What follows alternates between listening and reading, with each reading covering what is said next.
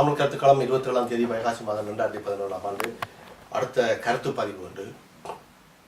IBC லண்டனில் பிரபலியமாக ஒரு தொலைக்காட்சியையும் ரேடியோவையும் நடத்தி கொண்டிருக்குது. அண்மையில் ஐபிசி ஒரு பத்திரிகையையும் கொண்டு வந்தது. இந்த பத்திரிகையெல்லாம் கொண்டு வந்து ஐபிசி மிகவும் பெரிய ஒரு அமைப்பாக, ஒரு சமூக சேவை இயக்கமாக தன்னை வெளிப்படுத்தி இருந்தது. ஆனால் அது சொல்லி 2 கிழமையில் ஐபிசிக்குள்ளே இருந்து பலர் பதவி நீக்கம் செய்யப்பட்டிருக்கிறார்கள், பலர் பதவி இறக்கம் செய்யப்பட்டிருக்கிறார்கள். இதை பற்றி தேச ஜெயபாலனோட கதைக்க இருக்கோம்.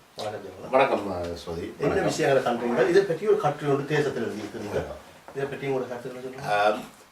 அண்ணா திடீர்னு ஐபிசியில் கடந்த வாரம் பல சில பணியாளர்கள் வேலை குறைப்பு செய்யப்பட்டிருக்கிறார்கள். அவருடைய வேலை நேரம் குறைக்கப்பட்டிருக்கிறது. சில பேர் நீண்ட விடுமுறையில் செல்லும்படி கேட்கப்பட்டிருக்கிறார்கள். இப்படியான ஒரு ஒரு சிக்கலான ஒரு நிலைமை தோன்றியிருக்கிறது. இதில் முக்கியம் என்னென்று சொன்னால், இன்றைக்கு பிரித்தானியாவின் தமிழ் ஊடகங்களை பொறுத்த இருக்கிற 2 நிறுவனங்கள் தான் ஆதிக்கம் செலுத்துகிறது. ஒன்று லெப்ரா, மற்றது லைக்கா. லெப்ரா சார்ந்த ஊடகங்கள் தான் ஐபிசி, ஐபிசி வானொலி, ஐபிசி தொலைக்காட்சி, ஐபிசி பத்திரிகை. அங்கால லைக்கா மொபைல் எடுத்துக்கொண்டால் தீபம் தொலைக்காட்சியுடைய பிரதான ஸ்பான்சர்ஸ் அவர்கள் தான். மற்றது குளோபல் தமிழுடைய வானொலியையும் அவர்கள் தான் பொறுப்பேற்று நடத்தி கொண்டு இருக்கின்றார்கள். இந்த போட்டியில் அந்த தொழிலாளர்களுடைய உரிமைகள் எவ்வளவு பாதுகாக்கப்படுகிறது, அந்த அந்த விஷயங்களும் அடங்கி இருக்குது. என்னால் நாங்கள் இணையவர்களுடைய உரிமைகள், பேச்சு சுதந்திரம் இது பற்றி கதைக்கக்குள்ள இந்த நிறுவனங்களை பணியை செய்கிறவர்களுடைய உரிமைகள் எவ்வளவு தூரம் பேணப்படுகிறது, மதிக்கப்படுகிறது என்ற விஷயங்களும் இதில் இருக்குது. இதில் குறிப்பாக முக்கிய அறிவிப்பாளரான எம்எல்எம் அனஸ் குறைந்தபட்ச சம்பளத்துக்கு வேலை செய்யும்படி கேட்டிருக்கின்றார். அவருடைய ஒப்பந்தம் மாற்றி எழுதப்பட்டிருக்கின்றது. அதே போன்ற தினேஷ் உடைய ஒப்பந்தமும் மாற்றப்பட்டிருக்கின்றது. பகுதி நேரமாக மாற்றப்பட்டிருக்கிறது. அதே நேரம் பவித்ரா மற்றும் இன்னும் சிலருடைய மாற்றப்பட்டிருக்கிறது. நிராஜ் தேவி அதாவது நிராஜ் தேவி தான் ஐபிசி தொலைக்காட்சியுடைய பொறுப்பாளர். அவர் நீண்ட ஒரு விடுமுறையில் செல்லும்படி கேட்கப்பட்டு இருக்கின்றார்.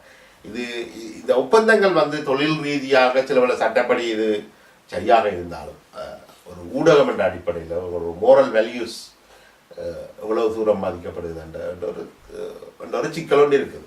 ஆனால் கன பேர் இது நியாயம் ஒன்று இருக்குது என்று பார்க்கிறார்கள். என்றால் லெப்ரா லைக்காவோ வியாபார நிறுவனங்கள், ஒரு நிறுவனம் லாபத்தில் இயங்கவில்லை என்றால் அவர்கள் அந்த லாபத்தில் இயங்குவதற்கான சில நடவடிக்கைகளை எடுக்க வேண்டும் என்று. அப்படி பார்த்தால் கூட கடந்த 2015ஆம் ஆண்டு லெப்ரா வெளியிட்ட கணக்கு அறிக்கைகளின்படி இந்த ஊடகங்கள் 2.4 மில்லியன் பவுண்ட்ஸ் நட்டத்தை எதிர்கொண்டிருக்கிறதாக சொல்லப்படுகிறது. 2.4 மில்லியன் நட்டம் என்று சொன்னால் இது ஒரு சிலரை வேலையிலிருந்து நீக்குவதன் மூலமாக அந்த நட்டத்தின் ஒரு பகுதி, ஒரு சிறு பகுதியை கூட செய்ய நான் நினைக்கிறேன். மேலும் மற்றது பொதுவாக இந்த வியாபார ஸ்தாபனங்கள் வேலை நீக்கம் அல்லது வேலை குறைப்புகள் செய்கின்ற பொழுது முன்னிலை பணியாளர்களை வேலை நீக்கம் செய்யறது இல்லை. பெரும்பாலும் பேக் எண்டில் தான் அந்த வேலை குறைப்புகள் செய்வார்கள். இது ஐபிசியுடைய தொலைக்காட்சியுடைய பொறுப்பாளர் நிராஜ் தேவி, அதோட முன்னணி அறிவிப்பாளர்கள், முக்கிய நிகழ்ச்சி தயாரிப்பாளர்கள் தான் இப்படி நீக்கப்பட்டிருக்கின்றார். அப்ப ஐபிசி ஒரு வேறொரு களம் நோக்கி போகின்றதா என்ற ஒரு கேள்வி, வேறு ஒரு கலாச்சாரத்துக்கு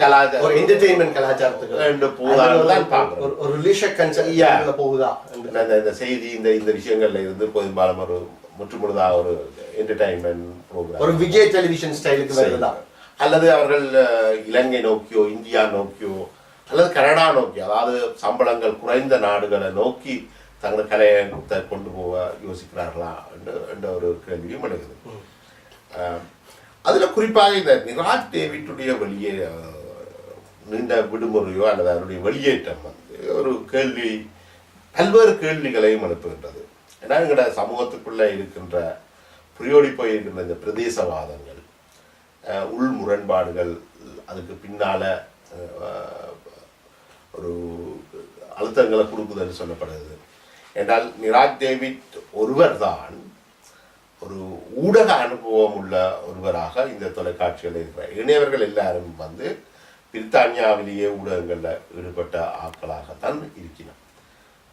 அவர்களுக்கு பெரிய ஊடகங்களை பணியாற்றின அனுபவமோ இதோ இருக்கல. நிராஜ் டேவிட் நீண்டகால ஊடக அனுபவம் உடையவர். விடுதலை புலிகள் காலத்துல இருந்து, விடுதலை புலிகள் பத்திரிகைகள் இருந்து, விடுதலை புலிகளுடைய இராணுவ புலனாய்வு ஆய்வு விஷயங்கள்ல இருந்து இங்க வந்து வெளிநாடுகள்ல விடுதலை புலிகள் களத்தில் பத்திரிகைகள் இந்த பின்னணிகள்ல இருந்து இயங்கி தமிழ் மற்ற தொலைக்காட்சி விடுதலை புலிகள் சாராத ஊடகங்களையும் பணியாற்றி இருக்கிறார். அந்த இது இருக்குதா கிழக்கு மாகாணம் மட்டக்களப்பை அப்படியான ஒருவரை ஒரு இன்னெஃபிஷியன்டான ஊடகவியலாளர் என்று சொல்லி வெளியில போடுறது ஒரு பெரிய அந்த சிக்கல் ஒரு பெரிய கேள்வி இருக்குது. அவர் மீது வைக்கப்படுற குற்றச்சாட்டு என்றால் அண்மையிலே ஒரு இந்த பத்திரிகையில பத்திரிகையில ஒரு சில வசனங்கள் எழுதியிருக்கின்றால் அது விடுதலை புலிகள் மீதான ஒரு விமர்சனமாக இருக்கின்றது. அமெரிக்கா இரட்டை கோபுர தாக்குதலில் விடுதலை புலிகளுக்கும் பங்கு இருக்கிறதாக அந்த அந்த சாயல் வந்து அந்த விடுதலை புலிகள் இந்த போத வஸ்து கடத்துல இந்த விஷயங்கள் இது வந்து ஏற்கனவே ஆயுத எழுத்து என்ற புத்தகத்தை ஆயுத எழுத்து என்ற இதுல சாஸ்திரி என்ற பெயர்ல கட்டுரை எழுதுற ஒருவர் வந்து ஏற்கனவே இது எழுதியும் இருக்கின்றார். தன்னுடைய அனுபவத்தை எழுதி இருக்கிறார். அதுல இந்த இந்த இந்த நிராஜ் டேவிட் சொல்ற அவ்வளவு விஷயம் அதுலயும் வருகுது. இது பொதுவாக ஏற்றுக்கொள்ளப்பட்ட விஷயங்கள். அதாவது விடுதலை இயக்கங்கள் வந்து போதைப் பொருள் கடத்தினது இந்த விஷயங்கள்ல ஈடுபட்ட போன்ற குற்றச்சாட்டுகள் வந்து ஏற்கனவே எல்லாராலையும் ஏற்றுக்கொள்ளப்பட்ட ஒரு விஷயங்களாகத்தான் இருக்குது. அப்ப ஏன் இதன் காரணமாக இதை எண்ணிக்கப்படுறார் என்று சொன்னார். அது ஒரு சர்ச்சை. இதுக்கு வைக்கப்படுற காரணம் என்னன்னு சொன்னால் ஐபிசி பத்திரிகையுடைய ஆசிரியராக ரவி அருணாச்சலம் தான் இருந்திருக்கின்றார். ரவி அருணாச்சலம் வந்து பல்வேறு முரண்பாடுகளையும் இதுகளை பிரச்சனையா கொண்ட ஒரு நபர். இவர் வந்து எப்பவுமே இந்த கிழக்கு மாகாணம் சார்ந்தவர்கள் மீது இவருக்கு இயல்பாகவே அதாவது யாழ் மாவட்டம் சாராதவர்கள் மீது இவருக்கு எப்பவுமே ஒரு காழ்ப்புணர்வு இருக்கிறதாகவும் அதுகின்ற அதுகளும் இதுக்கு உடந்தையாக இருக்குன்னு சொல்லப்படுது. ஏனென்றால் குறிப்பாக இவர் ஐபிசியிலிருந்து முதல் வெளியேற்ற பிறகு ஜெயக்குமார் என்ற ஒருவர் வெளியேற்றி அவர் டிபிசியில பிற்காலங்களில் வேலை செய்தவர். அவரும் கிழக்கு மாகாணத்தை சேர்ந்தவர், ஊடக அனுபவம் கொண்டு வந்தவர். இதுகள் எல்லாத்தையும் கொடுத்து பார்க்கல இதுக்கு ஒரு பேட்டர்ன் ஒரு வடிவம் ஒன்று இருக்குமா போல தெரிகின்றது. அடுத்தது ஐபிசி பத்திரிகையில ஒரு விஷயம் வந்தா அதன் ஆசிரியருக்கு தான் முழு பொறுப்பும் இருக்கின்றது. ஐபிசி இந்த பத்திரிகை வரப்போகின்றது, இந்த அதாவது இந்த நிராஜ் டேவிட் எழுதிய கட்டுரைக்கான இதழ் வரப்போகின்றது என்றதுக்கெல்லாம் விளம்பரம் செய்து அந்த கட்டுரை வந்த பிறகும் அது அந்த பத்திரிகை சம்பந்தமாக மிக பாசிட்டிவாக எல்லாம் எழுதி போட்டு இன்றைக்கு இது ஒரு பிரச்சனையாக பார்க்கப்பட்டதோ, அதாவது இவருடைய நிராஜ் டேவிட் எழுதிய விடயங்கள் இன்றைக்கு பிரச்சனையாக பார்க்கப்பட்டதோ, அது பிரச்சனையாக வருது என்று தெரிஞ்சவுடன் தனக்கும் அந்த கட்டுரைக்கும் சம்பந்தம் இல்லை அல்லது தனக்கு தெரியாமல் அந்த கட்டுரை வந்து விட்டது என்ற கோணத்தில் இவர் கருத்துக்களை முன் வச்சிருக்கிறார். தன்னுடைய முகநூல்லையும் மற்ற இடங்கள்லையும் வச்சுக்குவார். இது ஒரு பக்கா சந்தர்ப்பவாதமான விஷயம். நீங்கள் பத்திரிகையின் ஆசிரியர் என்றால் அந்த கட்டுரை அந்த பத்திரிகையில வந்திருக்குன்னு சொன்னா உங்களுக்கு தெரியாம வந்தேன்னு சொல்லி நீங்கள் செய்யலாது. அப்படி ஏற்கனவே நீங்கள் அந்த கதை அந்த இதில் வந்து ப்ரொமோட் பண்ணி இருக்கிறீங்க இணையதளங்கள்ல. அப்ப ஐபிசிக்குள்ள இவ்வாறான சிக்கல்கள் எழுந்திருக்கிறதாக ஒரு தகவல் வந்து வருது. இப்ப இடைநிறுத்தப்பட்டவர்களை பொதுவாக பார்த்தீங்களா இருந்தா அனஸ், அடுத்தது தினேஷ், இவர்கள் ரெண்டு பேருமே யாழ் மாவட்டம் சார்ந்தவர்கள் அல்ல.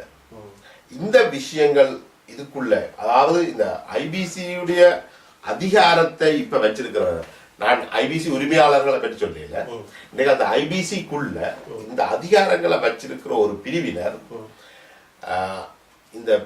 இந்த வாதங்கள் சார்ந்து செயற்படுறார்கள் என்ற குற்றச்சாட்டு பலமாக வருகிறது. அப்படி அது உண்மையாக இருக்குமா தான் மிக மோசமான. ஓகே, இதில் 2 விஷயம் இருக்கு. என்னென்றால் ஒன்று, இவர்களால் கொண்டு வரப்படுற நிகழ்ச்சிகள் ப்ரோக்ராம்கள் ஐபிசியிலே ஒரு காத்திரமானதாக இல்லை. அது குறிப்பாக தினேஷையும் அனாசையும் அப்படித்தான் பிராண்ட் பண்ணப்பட்டது. அனாசை என்ன காரணங்களுக்காக சொல்லப்படுறதுன்னு தெரியாது, அனாசை அப்படித்தான் பண்ணப்படுறது. மற்றது தினேஷ் நடத்துகிற ப்ரோக்ராமாலையும் ஒரு பெரிய, ஏன்னா தினேஷ் ஒரு பெரிய எக்ஸ்பெக்டேஷனை கொடுத்து பெரிய ப்ரெசன்டேஷனை பெரிய ஒரு எதிர்பார்ப்பை ஐபிசி நிறுவனத்துக்கு கொடுத்துருக்கேன். தான் இப்படி செய்யலாம், இப்படி செய்யலாம், அப்படி செய்யலாம்னு சொல்லியிருக்கேன். இவர் கிட்டத்தட்ட நீயா நானா ப்ரோக்ராம் ஸ்டைலில் நான் செய்யலாம்னு சொல்லி ஒரு ஹோப்பை கொடுத்துருக்கேன். அந்த ஹோப்பை கொடுத்து தான் ஹெச்ஆரும் அவர்களுடைய ஹியூமன் ரிசோர்ஸஸும் அவர்களுடைய அக்கௌண்டன்ஸ் டிபார்ட்மெண்ட்டும் இவர்களுக்காக ஒரு நிதியை ஒதுக்கினதாக நான் புரிஞ்சு கொண்டேன். ஆனால் இவர் அதை சரியாக செய்ய முடியலை, செய்ய அந்த கேப்பபிலிட்டி இல்லாமல் போனதால தான் இவரை வெளியேற்ற வேணும் என்று அவர்கள் சார்பில் கருத்து வைக்கப்படுது. அதே நேரம் நீங்கள் சொல்கிற கிழக்கு மாகாணம் மற்றது நான் அனாஸை வலியுறுத்தினோடனே அனாஸ் ஒரு இஸ்லாமியனாக மாறினவர். அப்போ அவர் சம்பந்தமாக இப்படி பிரச்சனை இருக்காண்டு இவர்கள் பற்றி அறிஞ்ச போது அல்லது பதவி நீக்கம் செய்யப்பட்ட அல்லது பதவி கீழிறக்கப்பட்ட அல்லது பகுதி நேர ஊழியர்களாக மாற்றப்பட்டவர்களால் கதைச்ச போது அவர்கள் அதுக்கான எந்தவித ஆதாரமும் இல்லை. அப்படி இல்லை என்றதை அவர்கள் திட்டமாக அவர்களே சொல்லுகிறார். ஆனால் நாங்கள் அவர்கள் பிரதேசவாதம் செய்தார்கள், இப்படி செய்தார்கள் என்றதை நான் ஏற்றுக்கொள்ள மாட்டேன். என்றால் இதுக்கும் முழுக்க அந்த ஐபிசி நிறுவனம் ஒரு ரீசபிள் ஒன்று நடக்குது. அந்த ரீசபிள் எங்க கொண்டே முடிக்க போயினோம், என்ன செய்ய போயினோம்ன்றதான் என்னுடைய கேள்வி. அது நீ முதல் சொன்ன மாதிரியான ஐபிசி இப்படியே போக முடியாது. இது கிட்டத்தட்ட ஒரு சமூக வானொலியாக இருக்குது. ஐபிசி தான் ஒரு சர்வதேச வானொலியாக மாற விரும்பலாம்.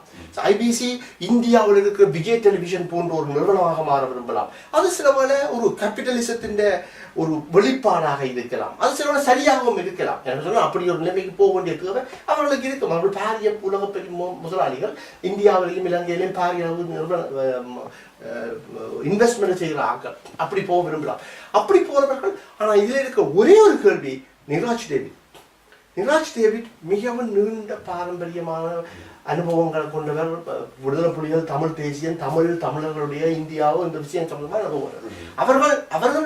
அவர் சம்பந்தமாக எடுத்த தீர்மானம் சம்பந்தமாக தான் எனக்கு இருக்கிறது. எப்படி இந்த முடிவெடுக்கப்பட்டது, என்ன காரணங்களாக முடிவெடுக்கப்பட்டது, அவர்களை நான் நினைக்கிறேன் அவர்களுக்கு ஒரு ரிடண்டன்சி பணி கொடுக்கறதுக்கு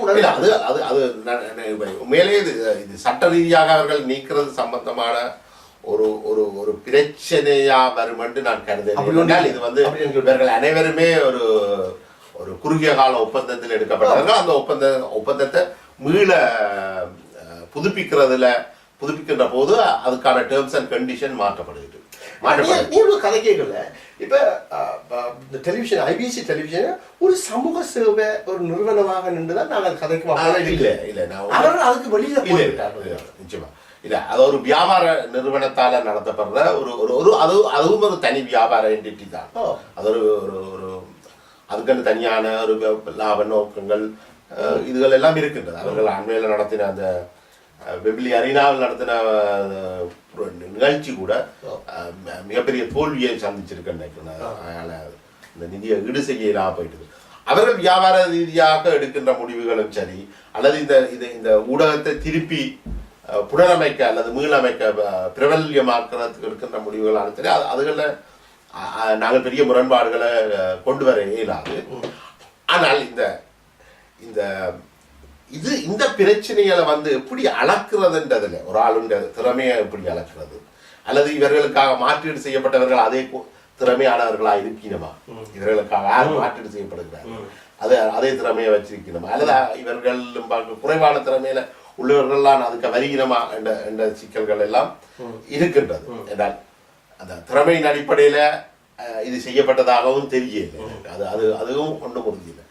ஆனால் ஒரு இந்த நிறுவன உரிமையாளர்கள் அல்ல, அந்த நிறுவனத்துக்குள்ள ஒரு செக்ஷன் இதை கண்ட்ரோல் பண்றதாக பேசப்படுது. அந்த செக்ஷன் அந்த பிரிவினர் இந்த பிரதேசவாதங்கள் இந்த விஷயங்கள் அடிப்படையில தான் இதை முடிவுகளை அழுத்தம் குடிக்கிறவன், இந்த முடிவுகளுக்கு அழுத்தம் கொடுக்கிறதாக சொல்லப்படுது. அப்படி இருந்தால் அது நிச்சயமாக கவனிக்கப்பட வேண்டிய ஒரு நாங்கள் இப்ப இருந்து கதைக்கிறோம். ஐபிசி ஒரு வியாபார நிறுவனம். ஐபிசி பற்றி நாங்கள் கடந்த காலத்தில் பாதி விமர்சனங்கள் செய்திருக்கிறோம், அது ஒரு விஷயம். ஆனால் இன்றைக்கு ஐபிசி தான் ஒரு சர்வதேச நிறுவனமாக மாற வேணும், அதற்கான தடைகள் நோக்கி விலத்தி கொண்டு போக வேணும்னு சொன்னால் அதுல எந்த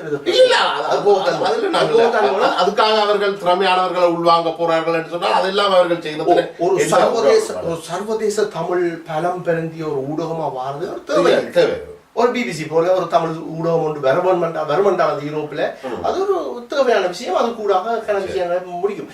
நாங்கள் கடந்த காலத்தில் ஈழ போராட்டத்தை பார்த்த மாதிரி ஈழ போராட்டத்தில் இயங்குவது போல இன்றைக்கு வடகிழக்கு இலங்கையின் வடக்கு மாகாணத்தில் குறிப்பாக வடக்கு மாகாணத்தில் இருக்கிற தலைமைகள் இயங்குமா போல அல்லது ஒரு அப்படியான ஒரு இயக்கமாக இந்த நிறுவனம் இயங்கப்படும் என்று எதிர்பார்க்க என்னட்டு அந்த எதிர்பார்ப்பு இருக்கல. உண்மையாக அவர்கள் உண்மையிலேயே இந்த ஒரு பெரும்பாலும் அவுட் சோர்சிங் செய்ய பெரும்பாலான பல நிறுவனங்கள் அவுட் சோர்சிங் செய்யுது. லங்காசிரி எடுத்தீங்களா லங்காசிரி இந்த செய்திகளை வாசிச்சீங்களா தமிழ்நாட்டில் கிசிஸ் வாசிக்கிற அளவுக்கு தான் லங்காசிரி இந்த செய்திகள் கருதுகிறோம்.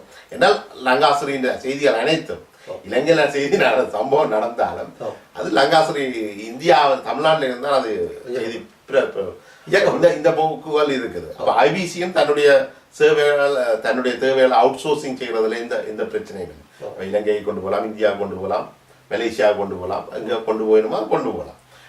நான் என்ன சொல்ல வரேன்னா இந்த இவர்களுடைய இந்த விஷயங்கள் அவர்கள் அப்படி செய்யறதுல நான் எந்த பிள்ளையும் சொல்லல. ஆனால் இங்க நடக்கிற இங்க நடந்த மாற்றங்கள் இந்த மாற்றங்களுக்கு பின்னணியில இந்த தமிழ் பிரதேசவாத விஷயங்கள் இருக்கக்கூடாது என்று நான் நினைக்கிறேன். அது அடிப்படையில் செய்யக்கூடாது என்று நான் நினைக்கிறேன். திறமையின் அடிப்படையில தான் செய்யணும். என்றால் எங்களோட சமூகம் இதுக்குள்ளேயே கட்டுண்ட சமூகம். இன்றைக்கு நான் நினைக்கிறேன் பரிசுல நடந்த ஒரு விழா என்னுடைய புத்தக வெளியீட்டுக்கு பிறகு கதைக்குள்ள ஒரு ஆள் குறப்பட்டு சொன்னாங்க, கிழக்கின்ற குரல் எங்களால் கேட்கலாமல் இருக்கு. புலம்பெயர்ந்த எந்த ஒரு ஊடகத்திலேயும் அல்ல இலங்கையில இருந்து வர ஊடகங்கள்ல கூட கிழக்கினுடைய குரலை கேட்கலாமல் இருக்கு. கிழக்கு தனித்துவமானது. கிழக்கு தனியாக இயங்க வேணும், கிழக்கு தானாக எழுந்து நிற்க வேணும். அது வடக்கு தனக்கு சந்தர்ப்பம் தரையில்லைன்றதுக்காக இதாக செய்யலாம் என்று நான் நினைக்கல. ஏன்னா கிழக்காக இருக்கணும், கிழக்கு தனியாக இயங்க வேணும், கிழக்கு சுதந்திரமாக இயங்க வேணும். ஆனா கிழக்க வடக்கில் இருக்கிறவர்கள் அதை டிஸ்கிரிமினேட் பண்ண முடியாது.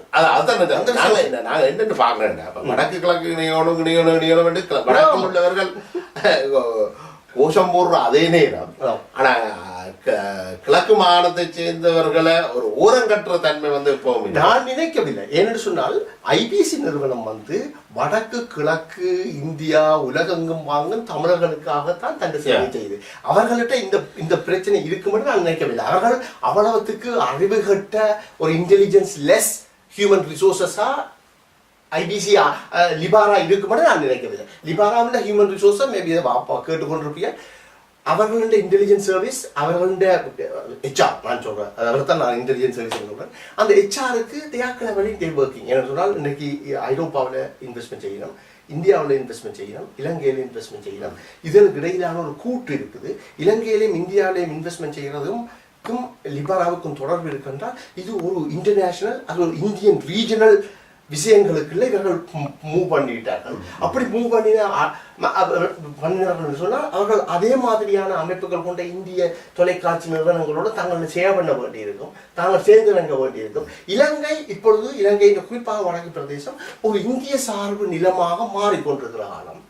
ஆனபடியால ஐபிசியும் அந்த மாற்றங்களுடன் தன்னை ஒன்றிணைக்கமாக அப்படி அவர்கள் அதான் பாசிட்டிவா ஒரு முன்னோக்கி நோக்கி போறதுல நான் இந்த பிரச்சனையும் இல்லை. ஆனா அந்த ஹியூமன் அதாவது மனித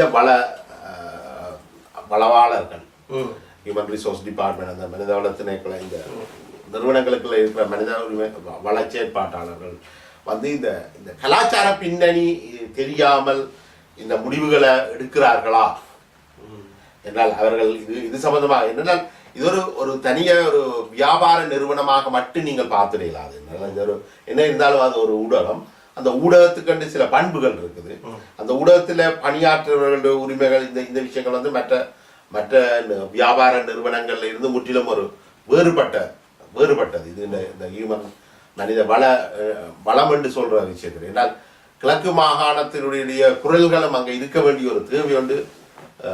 அப்படி இருக்கு. அதுல ஒரு என்ன சொல்றது ஒரு சமத்துவ தன்மை பேணப்படணும் என்றதான் நீங்க சொல்ற விஷயம் சரி. இலங்கை ஒரு விருப்பு கொடுத்தாலும் தமிழ் சேவையில வடமாகாணத்தை சேர்ந்தவர்கள் தமிழர்கள் ஒதுக்கப்பட்டிருக்கிறார்கள். அங்க முழுக்க முஸ்லீம் ஆதிக்கம் கிழக்கு மாநிலத்தினுடையும் கொழும்பு தமிழர்கள் ஆதிக்கம் இருக்கின்ற ஒரு பாரிய விமர்சனம் ஒன்று இருக்குது. அதை பற்றி யாரும் பேசவில்லை. வடமாகாணத்தார்களை திட்டமிட்டு இலங்கை ஒலிபரப்பு கூடுதலான தமிழ் சேவையிலிருந்து ஒதுக்கப்பட்டதாக சொல்லப்படுது. தமிழர்கள் ஒதுக்கப்படுவதாக, முஸ்லீம்கள் தான் அதிகமாக இருக்கிறார்கள் என்றும், முஸ்லீம்கள் இந்த கட்டுப்பாட்டுக்குள்ளே இருக்குது என்றும், முஸ்லீம்கள் சேவைகள் தான் அதிகம், இப்படியான பிரச்சனைகள் இருக்குது. இல்லை அது இலங்கை ஒலிபரப்பு தாவனத்துக்கு இருக்கிற பிரச்சனை ஒரு வித்தியாசமான பிரச்சனை என்றால் அது வந்து இலங்கை ஒலிபரப்பு கூட்டுத்தாபனம் வந்து இலங்கை அரசாங்கத்துடைய கூட்டுத்தாபனம். லிபாராவை விட இலங்கை ஒலிபரப்பு கூட்டுத்தாபனத்துக்கு இலங்கை தமிழ் சமத்துவமாக நடக்க வேண்டும், பாரபட்சம் இல்லாமல் நடக்க வேண்டும். இலங்கை ஒலிபரப்பு கூட்டுத்தாபனத்தினுடைய பல ஒலிபரப்பாளர்கள் படுகொலை செய்யப்பட்டிருக்கிறார்கள். அது காரணம் வந்து இலங்கை அரசாங்கத்துடைய ஒரு பிரச்சாரமா அது மாறினதால தமிழ் மக்கள் அதுல இருந்து தங்களை ஒதுக்கின ஒரு நிலைமையும் இருக்குது. தாங்களே ஒதுக்கி கொண்ட நிலைமை. ஆனா இப்ப இங்க இருக்கிற நிலைமை அது தாங்களே ஒதுக்குறதுக்கும் ஒதுக்கப்படுறதுக்கும் ஒரு வித்தியாசம் ஒன்று இருக்குன்னு நான் நினைக்கிறேன். கடந்த காலங்களில் புலம்பெயர் நாடுகளில் டிபிசி என்னதான் பல்வேறு விமர்சனங்கள் குற்றச்சாட்டுகள் இருந்த போதும் அது ஒரு கிழக்கு மாகாண சேர்ந்த ஒருவரால் நடத்தப்பட்டு ராம்ராஜினால் நடத்தப்பட்டு அது ஒரு நிறுவனமாக நீண்ட காலம் நினைக்கிறேன். அதுவும் இல்லாமல் போன ஒரு நிலைமை ஒன்று இருந்தாலும் அதான் அந்த கிழக்கினுடைய பிரதிநிதித்துவத்தை வந்து சமூக படிப்பாங்க அது வில முக்கியம் என்று நான் நினைக்கிறேன். நாங்கள் இதுக்கு மேல நான் நினைக்கல பெருசாக ஐபிசி நிறுவனத்தின் விஷயங்களை பற்றி கதைக்கலாது. நான் நினைக்கிறேன் இதுக்கு மேல நாங்கள் ஐபிசி பற்றி எதுவும் கதைக்கலாது. ஐபிசியின் உள்விவகாரங்களும் பணியாளர்களும் அவர்கள் உள்ளுக்கு தாங்கள் ஸ்ட்ரகிள் பண்ணப்பட வேணும், தாங்கள் உள்ளுக்கு தங்களுடைய பதில்களை தேடிக்கொள்ள வேணும், அவர்களோட உடன்பாட்டை ஏற்படுத்திக் கொள்ள வேணும், அல்லது முரண்பாட்டு அதுகளுக்கு என்ன தீர்வுகளை கொண்டு வரீங்களோ அதை நீங்கள் தான் கண்டுகொள்ள வேணும் தான் எங்கள் எதிர்பாடு. நாங்கள் என்ன சொல்வோம், நாங்கள் எதிர்பார்க்கிற ஒரே ஒரு விஷயம் அங்கே சமத்துவம் பன்முகத்தன்முகத்தை காப்பாற்ற. அவ்வளவுதான். நன்றி.